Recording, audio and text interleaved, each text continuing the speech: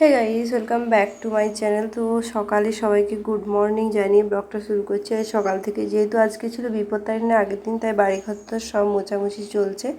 আর সকালে একটুখানি পড়তে বসেছিলাম প্র্যাকটিকামের জন্য।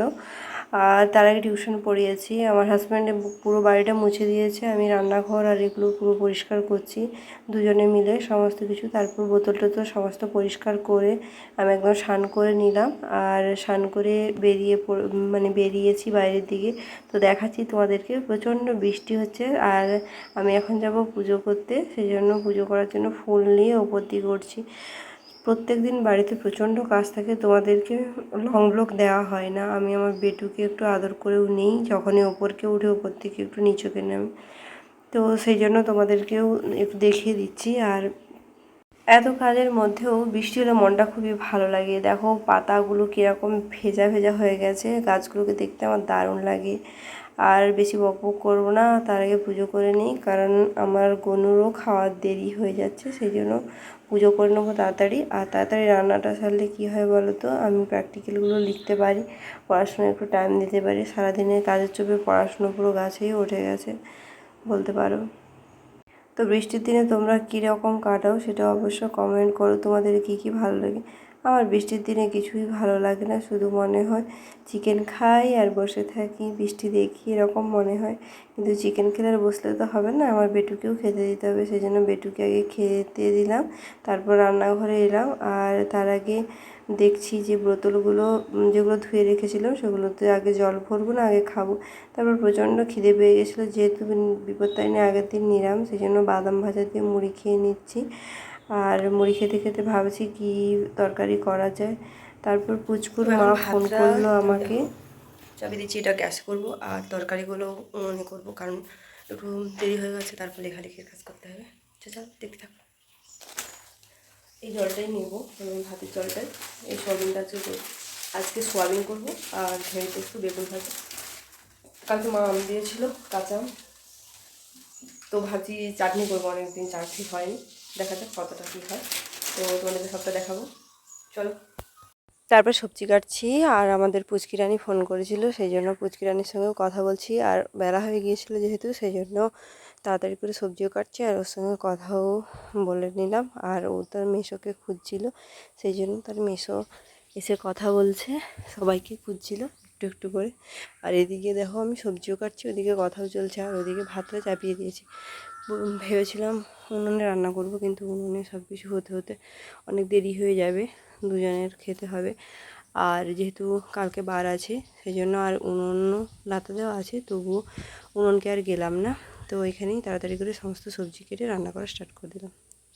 তারপর দেখো সবজি কাটা হয়ে গেছে, ভেড়ি পোস্ত, বেগুন ভাজা, আর ওর জন্য ডাল করব। সেই জন্য আর এক হাতে এইভাবে কাটাকুটি রান্না করা খুবই টাফ হয়ে যায়।